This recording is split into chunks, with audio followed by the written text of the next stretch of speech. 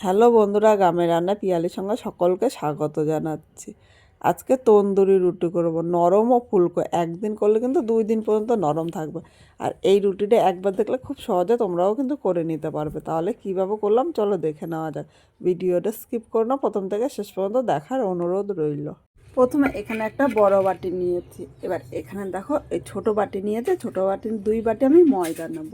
ময়দাটা তোমরা কম বেশি করে নিয়ে নিতে পারো।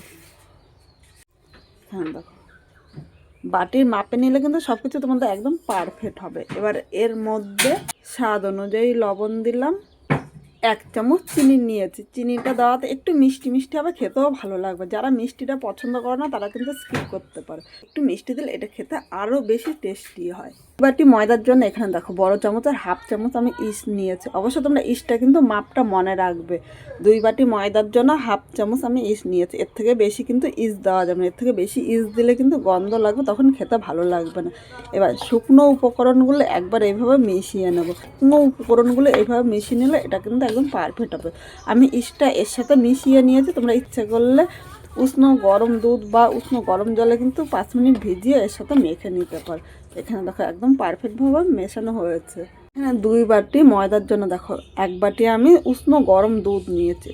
এই গরম দুধের পরিবর্তে তোমরা কিন্তু ইচ্ছে করলে উষ্ণ গরম জল দিয়েও মাখতে পারো, কিন্তু দুধ দিলে এর স্বাদটা কিন্তু দুর্দান্ত আসে।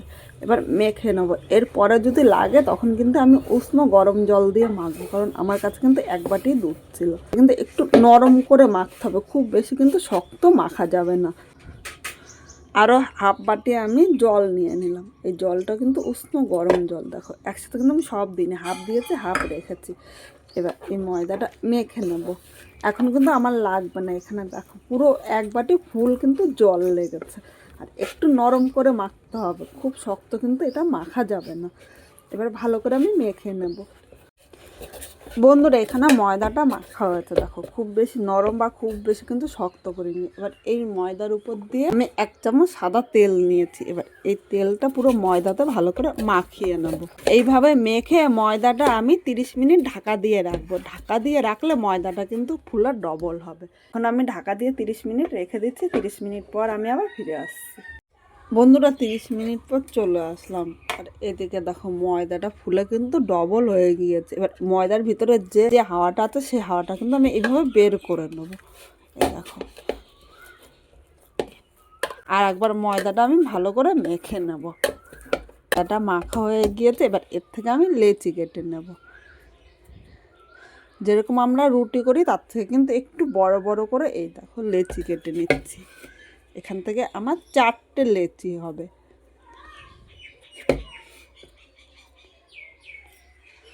এবার এই লেচিগুলো আমি একটু হাতের সাহায্যে গোল করে নেব। এখানে 4টে লেচি আমি গোল করে নিয়েছি। এবার লেচিটা এক সাইডে রেখে গ্যাসটা ধরিয়ে দিলাম। এবার এই জায়গায় দেখো আমি এখানে প্রেসার কুকার নিয়েছি। তোমরা প্রেসার কুকার দিয়ে করতে পারো, কিংবা তোমরা হাঁড়ি বা কড়াই, ছোটো হাঁড়ির যদি থাকে বা ছোটো কড়াই যদি থাকে সেটা কিন্তু করতে পারো। এখন মিডিয়াম টু হাই আগুনে প্রেসার কুকারটা আমি ভালো করে গরম করে নেবো। আর এইভাবেই কিন্তু উল্টিয়ে দিতে হবে। এর মধ্যে চলো আমি রুটিটা বেলে নিই। এখানে আমি বেলনি নিয়ে নিলাম, একটু তেল দিয়ে দিলাম, কারণ আমি তেল দিয়ে বেলবো। আমি কিন্তু এখানে ময়দা দেবো না। ব্রাশটা দিয়ে পুরো তেলটা পুরো বেলনির মধ্যে ভালো করে এইভাবে লাগিয়ে নিলাম, তাহলে আমার বেলতেও কিন্তু খুব সুবিধা হবে। এখানে দেখো একটা লেচি নিলাম, হাত দিয়ে প্রথমে এইভাবে করে নিচ্ছি। এইভাবে হাত দিয়েও করে নিতে পারো, দিয়ে কিন্তু এইভাবে বেলে নিতে পারো। এটা আমি গোল করে বেলে নেব।